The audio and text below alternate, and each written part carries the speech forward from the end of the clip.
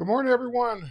Welcome and happy Friday. It's my favorite day of the week because it's Friday and it's also Masterclass Friday. So welcome, everyone. Thanks for being here. Just let me refresh one screen and then we'll be ready to go here. Just want to make sure I can see everything everywhere. There it is. All right. So today we're going to be taking a look at the Lightroom Classic Develop Module. That's what we're going to dedicate this hour to. And for those of you who are watching for the first time, thank you for joining me for the first time for the Photography Masterclass.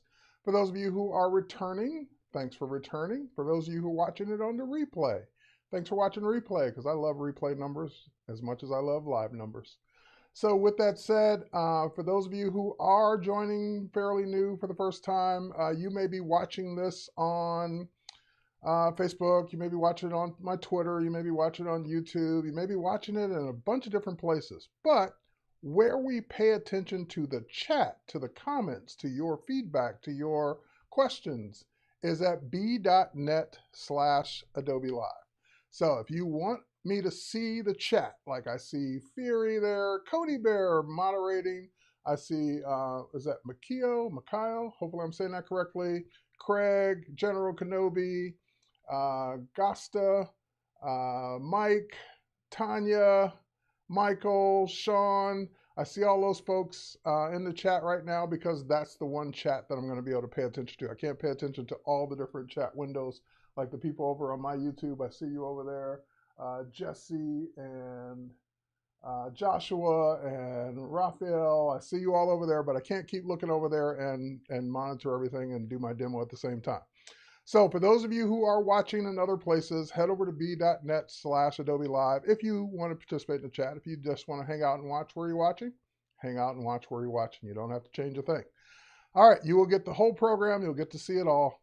And Toby, thanks for being here all the way from Germany. I know there are people watching from, like Michael's watching from England and the UK. I know people watching from all over the world, and I really appreciate you being here and taking time out of your busy days, especially your Fridays, to watch me on the masterclass here. Now, again, if you're new, this is one of many masterclasses today. Actually, Paul Tranny kicks things off the hour before me. I do photography. Then I believe we have a Photoshop Daily Creative Challenge. And then after that, again, I'm trying to do the schedule from memory every week. I need to just have it printed and put it up or create it and put it up on as a slide.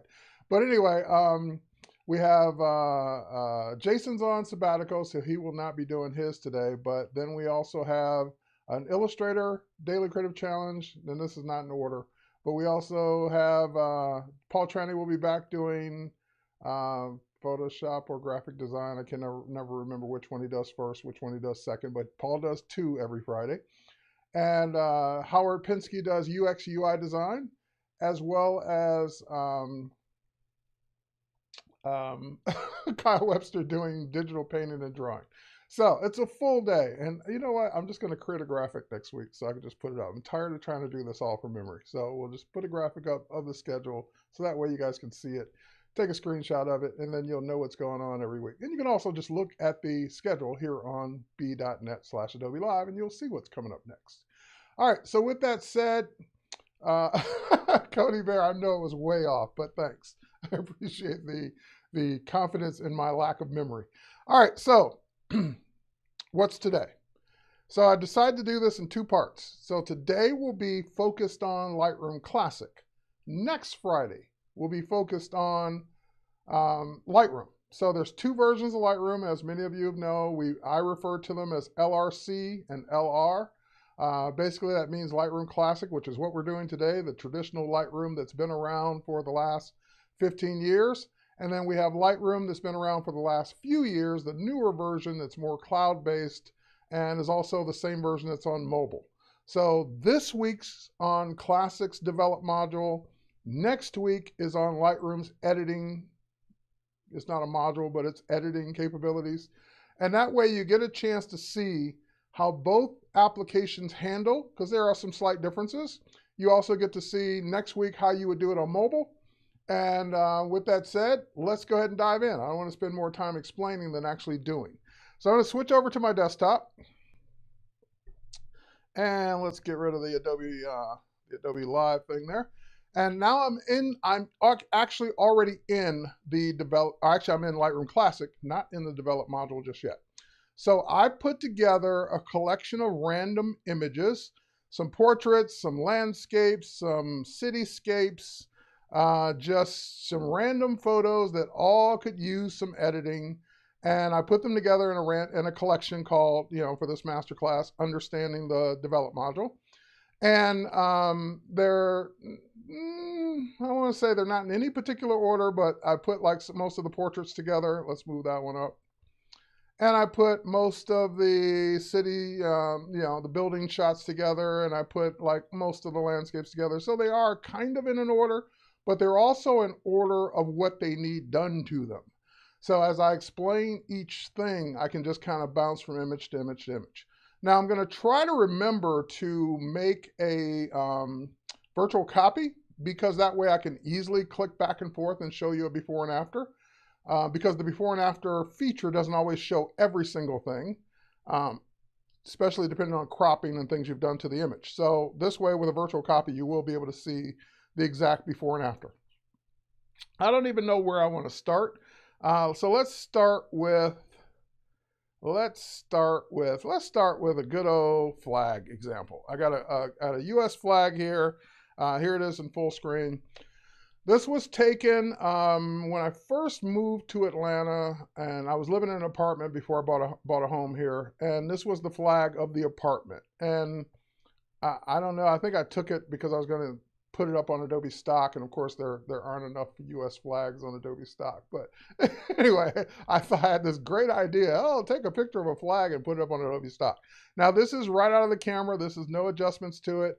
And when I was running through images to put together for this masterclass, I was like, wait a minute, this one's kind of like, I'm not really crazy about this image. So it really needs some work.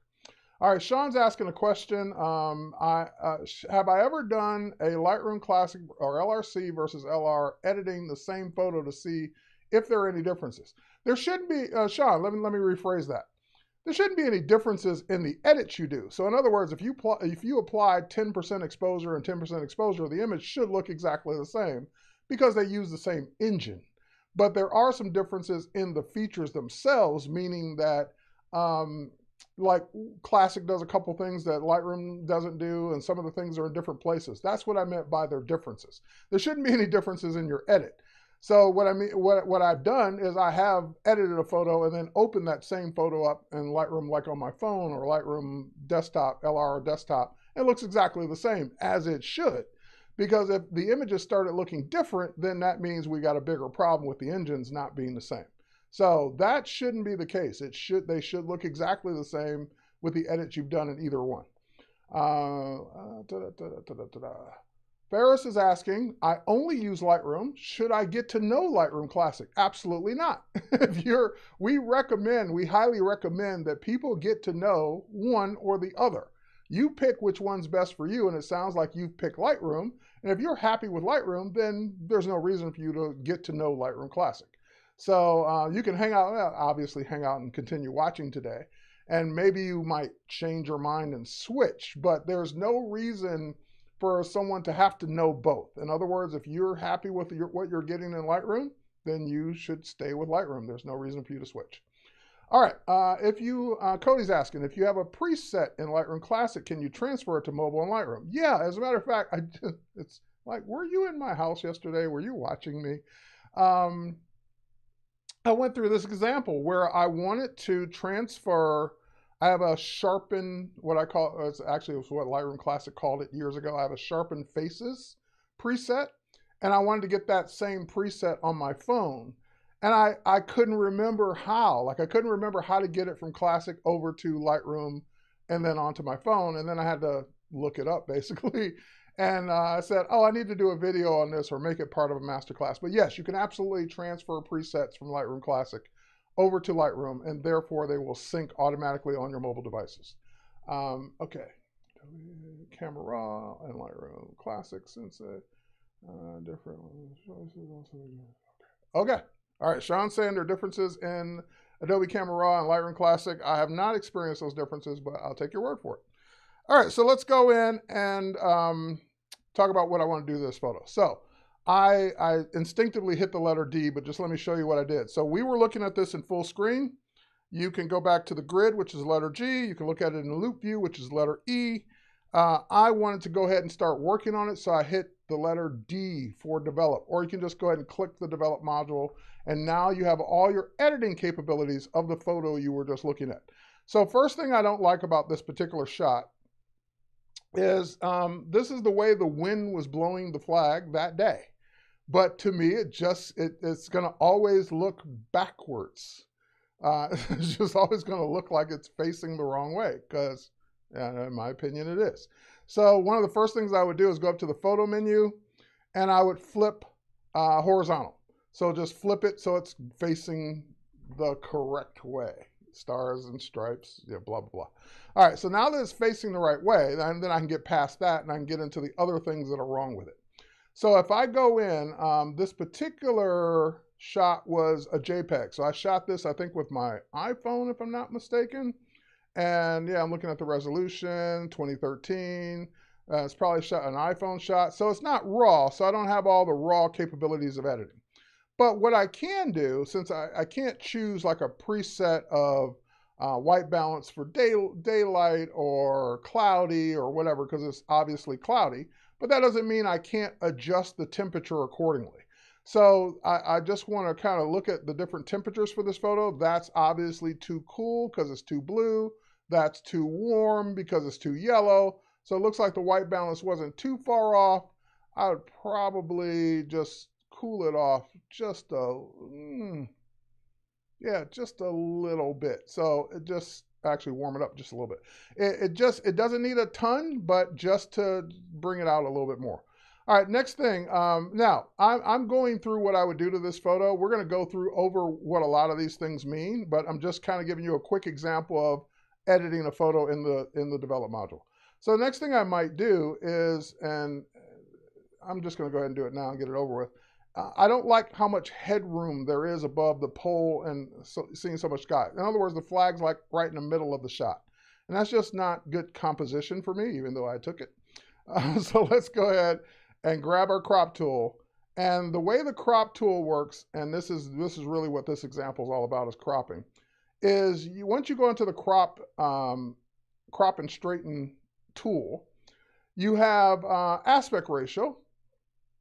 And right now the aspect's on the original. So what that means is that this particular shot is X number of pixels wide and X number of pixels tall. And if I were to crop it, it's going to stay, actually it's not locked, sorry, hang on, lock it. Now, it's going to stay in that aspect ratio if it's locked. So in other words, it will always keep the same ratio of the width and the height no matter what I do. So if I crop it down, it's going to do that. If I crop it down from the other side, it's going to do that. If I crop it down from the middle, it's going to pull it in from both sides. It's just basically going to always keep the same aspect ratio. Now, that's important if you need that aspect ratio. Let's say you're doing a video and it's you're doing a 16:9 cover image for your video. It needs to stay 16:9. But if you're doing a photo that doesn't have to stay in its aspect ratio, then you have the ability to come over to the right-hand corner here, and you can unlock any aspect ratios. Now, in other words, that means I will not constrain the handles. I will let you do whatever you want. You want to crop it in from the top, you want to crop it in from the side, you want to do whatever you want, and it will be whatever it ends up being. It is no specific aspect ratio. Now let me escape out of that.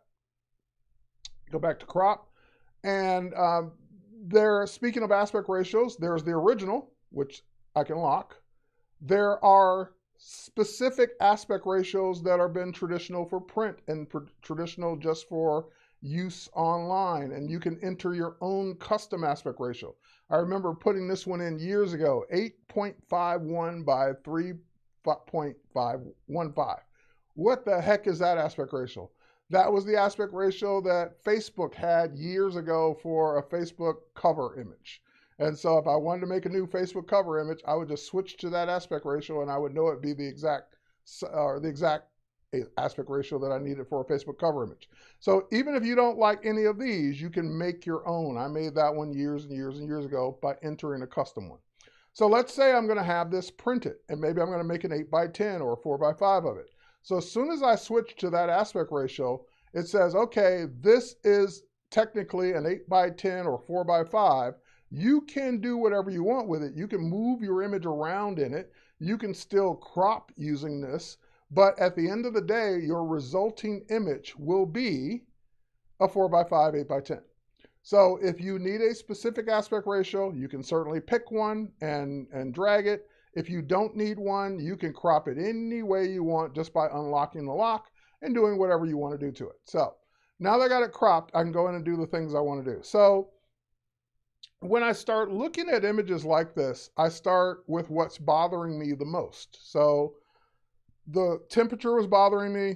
The crop was bothering me. Now that I've gotten past those two things, I can go on to the other things bothering me. Whatever this is in the lower left-hand corner is bothering me. I don't know what it is.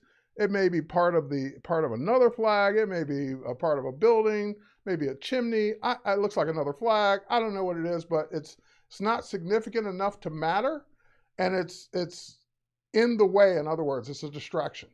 So I could crop up and get rid of it via crop, but then I'm just taking away more of my image that I don't have to.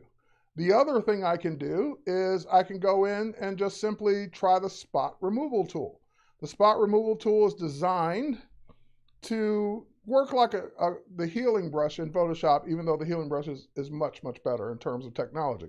But what this was originally designed for, and the reason it's a circle, is because it was originally designed for spots in your image, like sensor dust or water spots. You would click, it would find a new spot and replace the spot you clicked on. Now it can be used like a brush, so you can drag it up and down, left and right, diagonally, whichever way you want. And you can, like, I'm going to drag it straight down.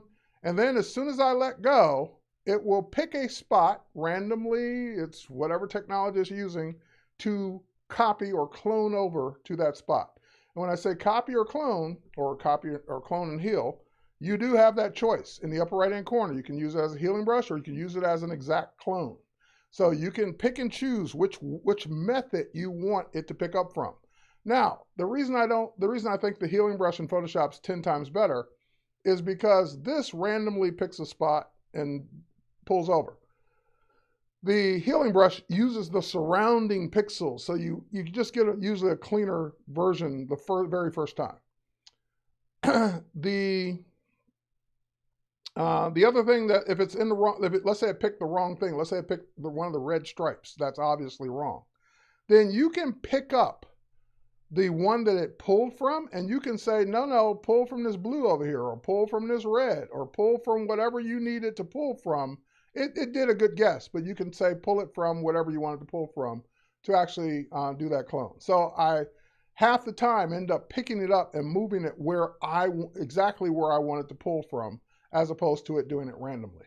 The other just side note trick, oh, hang on, that was wrong key, is that if you use the /, so you have a keyboard, /, the one that you do when you're doing URLs, next to the period, if you press that, you're telling it to guess again.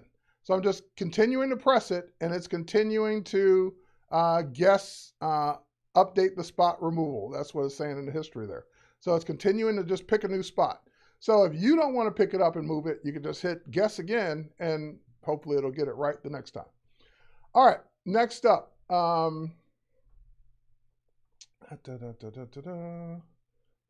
I have a throat tickle? Hang on. Well, let's fix that. If you've noticed that with all the last presenters. Let's see if I can break the mold. All right, so anyway, that's the spot removal tool. It's great for simple things that aren't too complex, that don't need a ton of work, because if it needs a ton of work, then you're probably going to want to go into Photoshop and do it there. All right, so once you are done with it, you can, of course, grab other spots. But once you're done with it, you can click off of it, and it will deactivate it, and you will see that thing down there is gone. The next thing that's bothering me is that, I don't know, the overall image looks a little hazy. So I'm going to grab the dehaze and pull the dehaze over. And again, you can't go too far because you'll start to destroy the image. Even though I love the blue, I love what it's doing to the sky, but I don't like what it's doing to the bottom of the image. So if you run into this where you like what it's doing to parts of the image, but you don't like what it's doing to other parts of the image, then you can pull it over enough to where it's not having an adverse effect. So that's about where I would want it to not go too far.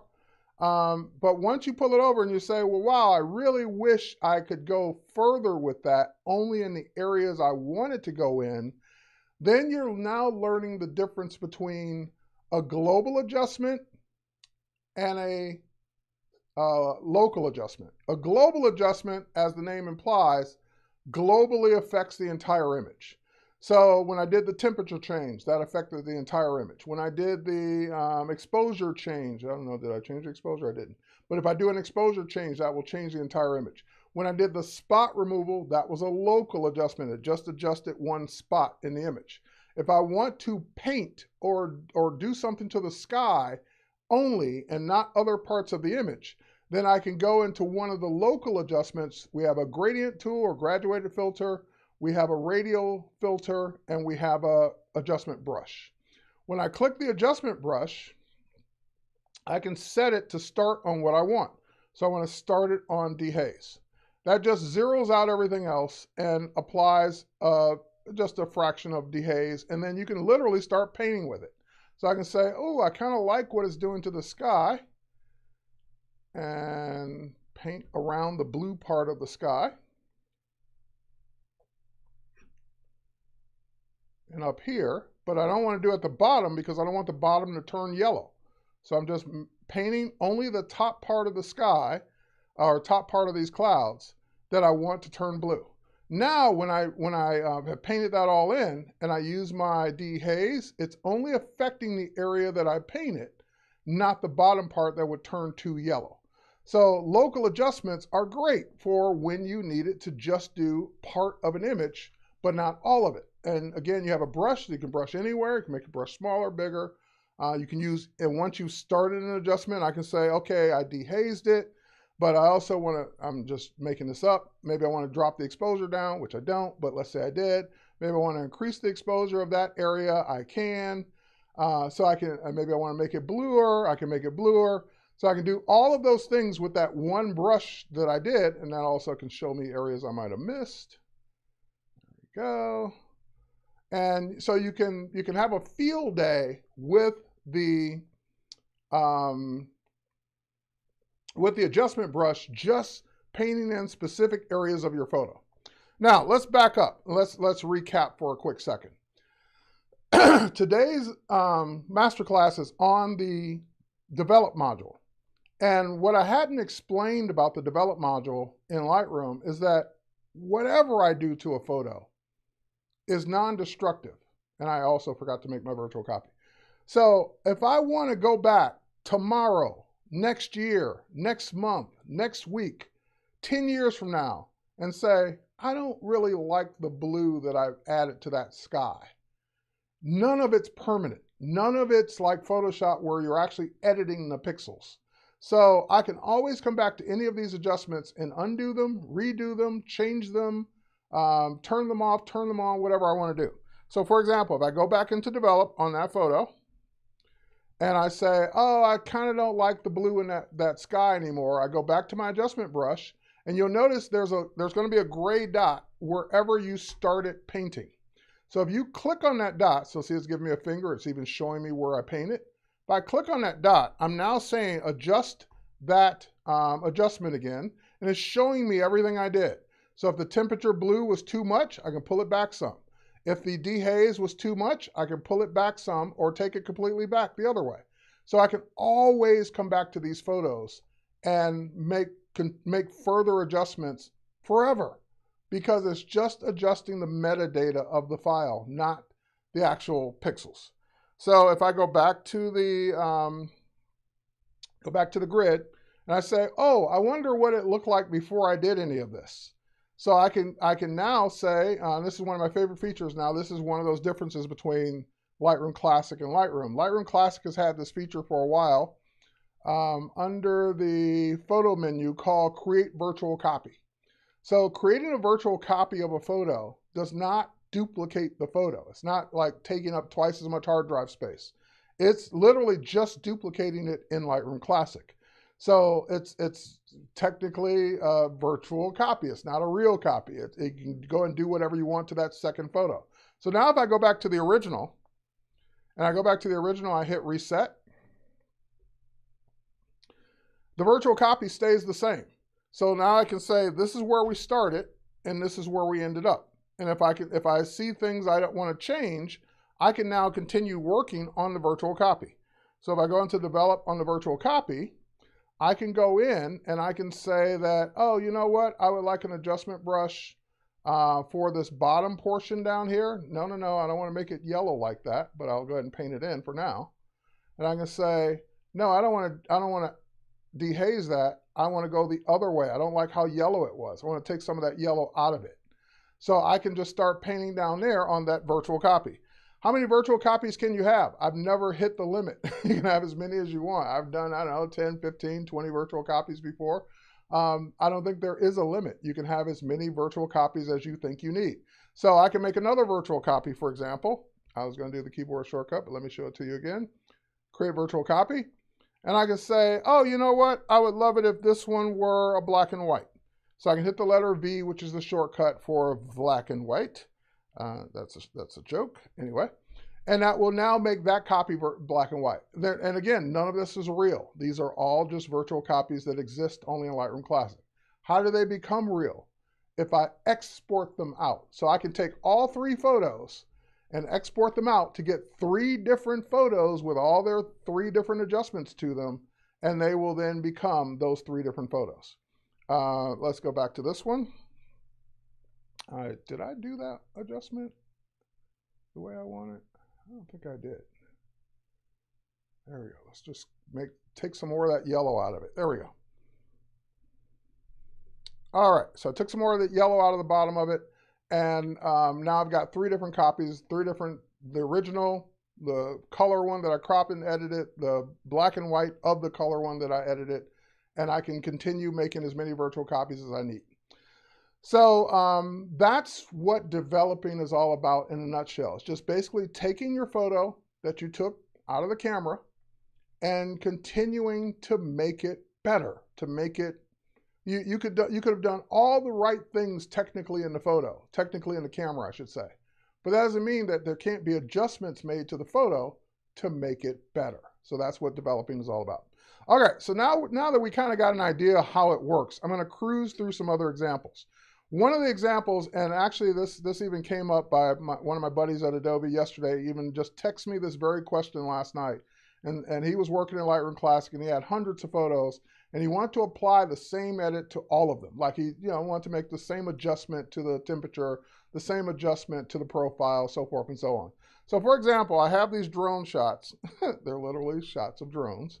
And if I wanted to make the same adjustment to each one, I don't want to have to do it one by one. I don't want to have to go into the develop module and reset it and then start making changes to it and then go to the next one and reset it and then start making adjustments to it and then go to the next one, so forth and so on. I don't want to do that. So what you can do is you can do it, this is several different ways in Classic. So one of the ways, my preferred way, is just doing it all at once. So I select the first one, hold down my Shift key, select the last one, and then go into develop. It'll only bring up the first one, but they'll still all be selected in the film strip down here at the bottom. So they're still, all 5 photos are selected. But then in the bottom left-hand corner of the develop panel, there's a switch. This switch by default is on sync. And that's the way it ships in Lightroom, so Lightroom Classic. So in developing, that's on sync, and that means that you're gonna manually adjust the other 4 photos. I don't want to manually adjust the other 4 photos, so I'm going to click to turn it up, and now it's on auto sync. So it's either on or off. It's on now or it's off. So now that it's on, whatever I do to one photo will happen to all of them. So for example, if I were to, These are, if I were to do an auto adjustment, it does it to all 5 images.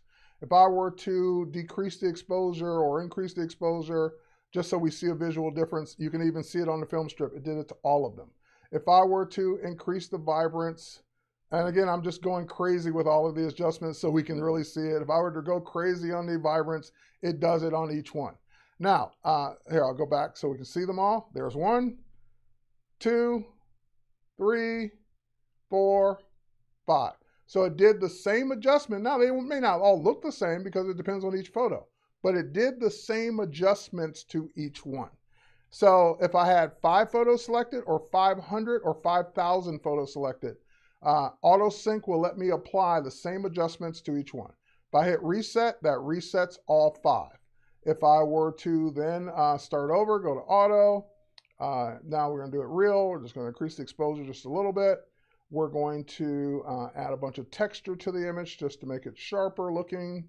We're going to dehaze just a bit to kind of bring some more of that blue water back in. And now I've just basically done that to each one of the 5 photos. So starting over with each one, that's kind of what it all did to all of them. So that's a quick way to get several photos to look the same. That way you don't have to spend a lot of time adjusting them one by one or clicking previous or copying and pasting. All those are all ways that work. But my favorite is auto sync because if I know I want them all to look the same, it's just easier or faster to do an auto sync. Now, that's another example of a feature that doesn't exist in the other Lightroom. Lightroom has copy paste, but it doesn't have auto sync. And it has previous on mobile. So like on mobile, if you adjust a photo and you go to the next one, there's a button that says previous. And you just click previous and it applies whatever you did to the last one to the one you're on now. So you could do it that way, and so does Lightroom Classic. But Lightroom Desktop only has copy and paste. It does not have the previous option. All right, let's go into an example of that I see all the time, and it's shots like this, where your buildings, if you look at all of these were all shot from the ground up, like pointing the camera up at the buildings. And the buildings all look like they're leaning or falling or whatever. And this is just what the lens does to buildings. This is not something wrong with your camera. All cameras do this. It's just the way they look from the angle that you're shooting at. If you were shooting straight on, like if you were in a helicopter or a building across the street, shooting straight on, then they would look straight on. But you're shooting down, up, and the way the lenses work, it's going to bring them over, curve them over. So one of the first things that would bug me about this photo is that the buildings on the left and right look like they're leaning in. Now, if you make an adjustment, just note that depending on the adjustment you make, it may result in having to crop off some of the image. So I've got this one, and I just got reminded, I saw someone said something about virtual copy, so let's go ahead and make a virtual copy of it. That way we'll see the before and after. All right, we'll go to the virtual copy, we'll go back to develop, and we'll now go into the 2 things, lens corrections and transform. So when I go to lens correction, depending on your camera, this may be on by default, enable profile correction. So when you do that, it will identify usually what camera you shot it with. So this is way back with my iPhone XS, and it will apply a profile to it to adjust any of the curvature in the lens. It will remove any of the vignetting around the edge. It will remove that was caused by the lens. But that doesn't fix this other problem. So that's the first thing I would do is enable the profile correction on like my mirrorless camera. It's done in the body of the camera. I don't have to do this, but it just depends on the camera. Then I would go to transform, and in transform, you have this upright command, which is amazing. So upright gives you choices of auto, guided, level, vertical, and full. If I click, I'm always going to try auto first. Why would I want to do any extra work if it's going to do it for me? If I click auto, auto did a great job, but this is what I mean by you're going to sacrifice some of your image. So if we go back, that this building on the left-hand side gets cropped out because In order to straighten up the photo, it's got to push it outside of the boundaries of the frame. So it depends on what you're trying to get. If you're trying to get that center building to look right and the buildings to the left and right of it that are immediately to the left and right of it, then it's going to be great. If not, then you're stuck with, if this building for whatever reason is important to you, then you're stuck with leaving it that way. Because chances are you're not going to be able to do an upright and keep it in the frame without doing some type of cropping. So that's when it does it for me. Now let's go to this shot. Let's try this one. Yeah, let's try auto. And auto does a good job, but not perfect. So a lot of times that's what auto does. Like it will do a good, perfect, or not good job. So this case it did good. Sometimes it just, oh my God, it made it worse and you undo. Sometimes it does it perfectly. So it just depends on what the image is. In this case, it's kind of in the middle. It's like better than it was, but still not perfect because I can still see the buildings on the left leaning just a little bit, the building on the right leaning just a little bit. So I'm going to turn that off. I'm going to do it myself. Instead of auto doing it, I'm going to do it on my own. So that's what guided is for. So if you click on guided, you need at least 2 guides for it to work. It will not work with just one. It can work with more than 2, but it won't work with just one guide. So I'm going to pull out a guide where I want it to concentrate on straightening. In other words, this wall should be straight. Now, when I let go of this guide, nothing's going to happen. Why didn't anything happen? I already explained. Because as long as you only have one guide, nothing will straighten up. So you need at least 2. It needs a second one to play off of. And if I can see the edge of this building, let's just do it on this one. Put the second guide in. And the minute you put the second one in, that's when you'll start seeing the results. Now, if you say, well, wait, that fixed this and it fixed this, but now this still looks like it's leaning in, then that's your opportunity for a third guide. So you can keep putting guides in. That one didn't make any difference though. You can keep putting guides in until it gives you what you want. Let me try something here. Ooh, that one didn't make any difference. Okay, undo, undo, undo, undo. Take that one out. Let's try a different one. Oh my God, I probably reached a point where this one just won't correct anymore. Let's try it a different way. Undo, undo, undo. Oh, redo. Let's put it back and let's try one more guide. The other problem is trying to find the right spot for the guide. If I do that, that goes crazy, but it will work with the third guide is what I'm trying to show. And maybe if I go down here, there we go. So starting to straighten it that way. You can pull out as many guides as you want, but again, you might reach a point of diminishing returns, which is where I'm at right now. And you can also adjust. That one's not making any difference. That one's not making any difference. This one is now not making any difference because it's all based on this one. All right, so let me undo this. Let me go off. Let me reset it. Let me try it a different way. Guide it.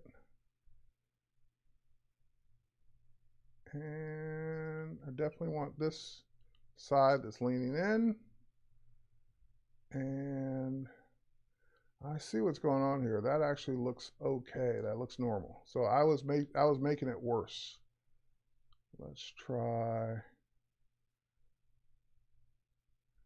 I'm trying to find an angle that's not straight. Maybe this one. There we go. That's what I was trying to get to. So I was just picking the wrong spots. Now we've got that angle straight and we got the one on the left-hand side straight, and now I'm getting better than auto. So it's just a matter of where you're picking your guides. And this was a good example of the image was so distorted. Picking the guides in the right spot really makes a difference. All right, so 2 guides or more. Usually I've never had to do more than 3, but 2 is usually the magic number at least to get it started.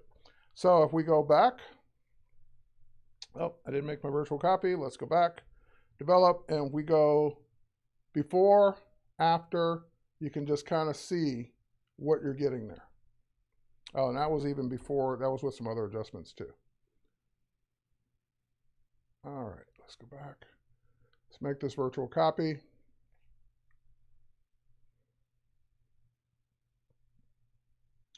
All right, now let's go in and reset this one.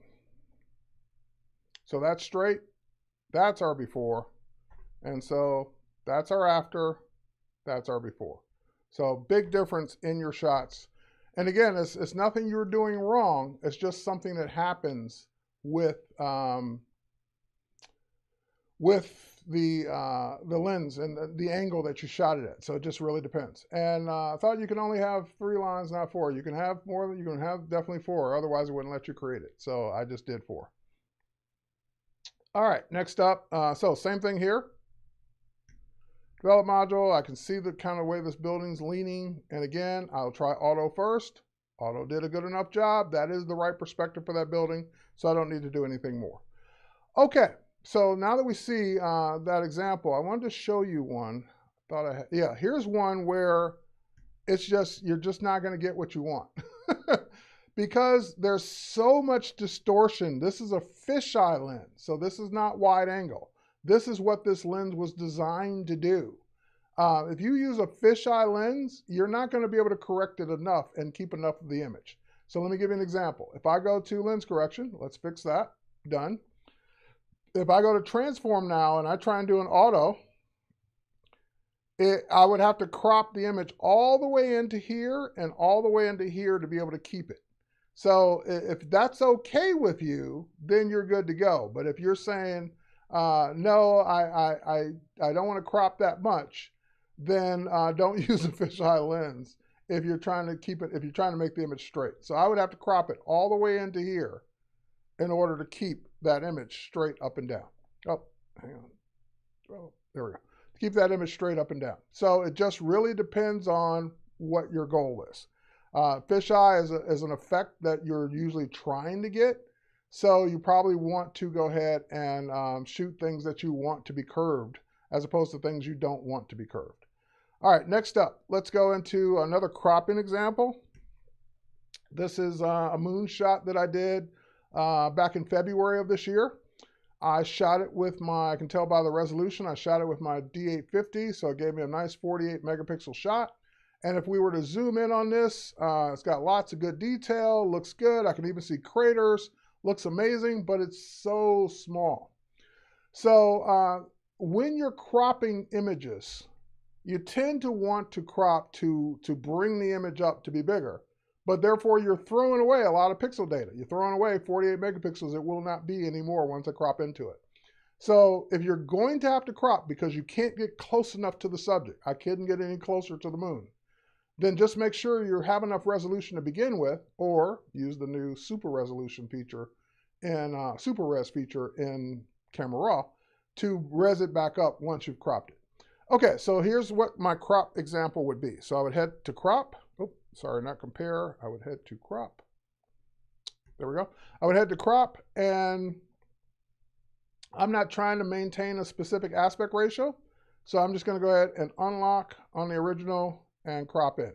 Now you'll notice when you're cropping, you get this grid. This is called the rule of thirds.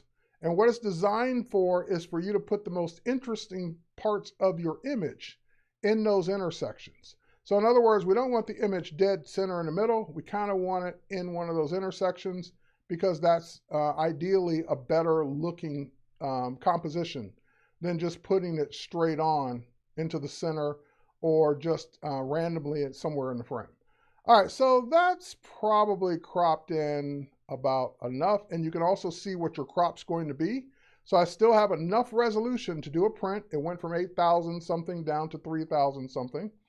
And if I were to let go on that, now I got a much better looking file to post or to print or to use. Now, just because I cropped into it and just because that's the way it looks out of the camera, doesn't mean it can't be better. So let's go into the develop module and continue working. We're already there. We did our crop. So let's go in, and I'm going to zoom in on it. And just to show you, just by adding texture to the shot, not that much though, just by adding texture and maybe even a bit of clarity. You can do both. The difference is clarity is going to adjust the midtones and shadows and highlights, or texture will not. So if I were to go back and forth, that's our before, that's our after. Look at how much more sharp or more detailed the image got. So I'm going to hold down my command key and zoom into just the whole moon. And again, that's our after, that's our before.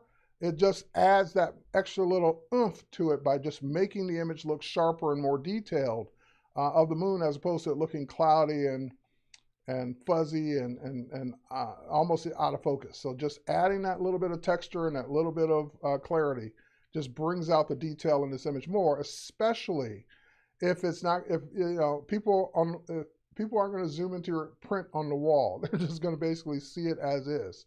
And that's just going to give you that much more detail in it. All right, moving right along here, let's go into white balance and color. So I've used the people white balance example several times. Let's use another one here. White balance means that the color is not quite right. So in other words, this was a drone shot in Iceland that I did back in 2017. And I'm in the boat, so I'm piloting the drone here from this boat looking straight down. And the water's kind of greenish. It's not the blue that it should be. So white balance, if it's a raw shot, you will get these presets. So remember on the JPEG, I did not have these presets. Because this is raw, I do have these presets. So you get presets based on what was going on that day. So was it daylight? Yeah, it was. And that just immediately made it bluer. Was it cloudy? I can tell by the way the blue looks, it wasn't cloudy that day. It was probably daylight. So daylight gave me the much bluer looking shot. Now I can go and adjust from there. I can still say, give me a little more dehaze, bring it in some more, and kind of just get the right tone of the water that I'm looking for. And then I can go in and do all the other things we talked about. I can add a little texture to it because it's not a person. So I can just bring out a lot more detail in that shot. And this is a sunken ship, by the way. So we're looking at it from the top down, underwater, and we just basically barely see the outline of the ship that we're floating right next to. All right, so that's just a quick white balance example. Now, here's a different one. This was shot in the evening in what we call blue hour. So it's like the sky's blue, the building's blue, everything's blue because that's the way the sky is making the image look. But that doesn't necessarily mean that's the way I want it to look. So let me reset it. Reset, and I'm going to reset tone. Why is it resetting this? I think my sliders are just not, I think it is reset. It's just not showing it. Okay, anyway. It's given this blue cast over the entire image. So same thing, I could try a preset. I can say, well, what's daylight look like? Oh, that's too green. What's cloudy look like? Oh, that's not quite right yet. So I can go back to auto, or I can go back to as shot. And if I don't like any of those, then I can just adjust the temperature to my liking. So I'm just going to warm this up just a little bit and kind of take some of that blue off of it. Now, the other option you have is because, let me undo that, because this is a gray building, like I know this is supposed to be gray, you have a white balance eyedropper. So if you grab the white balance eyedropper and you hover over what should be gray in the upper left corner of Classic, am I pointing in the right way? No. Upper left corner of Classic, you'll notice that it's showing you a preview of what the image is going to look like if you were to click there. So if you hover over different spots in the image, you'll see, like if I hover over the football, that's not the right color, so it's going to give me the wrong white balance. But if I hover over the building and click, then that's going to give me the white balance, the proper white balance for this photo. You still may not like it, but that's what the white balance should be on this photo. So I can still make it cooler, I can still make it warmer, I can still do whatever I want to do. But the white balance eyedropper is designed to give you the proper white balance, whether it's appeasing to your eye or not. All right, next up. When it comes to people, So I've used this example many, many times, and the same thing. They're too yellow, they're too warm, it's caused by the lighting in the room. So I can just grab the white balance eyedropper. I know his shirt should be white. I know her blouse should be black. Or I can use the gray in his belt buckle. And as I hover over each one of those, you see it's going to instantly make the white balance proper. Now, what if you don't have gray, white, or black to click on? How can you avoid this if you're staging the shot to begin with? Well, if you look in this particular example, my model's holding a gray card. In other words, this is a tool designed for white balance. And it's white, gray, and black. And you can see it's kind of not white, gray, and black. It's kind of grayish and blackish. It's not right. So what this is designed to do, and the reason they give you the 3 different ones, is they give you something for your camera to focus on. So you can focus on the line in between. But what you do is you just take your white balance eyedropper, and now I would select this and all the photos I took at once of this model in this. She only holds it in one shot, gets rid of it for all the other shots. I select all 300, 400, 500, whatever it is, and then I just click the target in the middle, and now it fixes the white balance for all 300, 400, 500 shots. So it's worth the, I don't know, $10 investment, $5 investment in a gray card. So you just have the person hold it for one shot.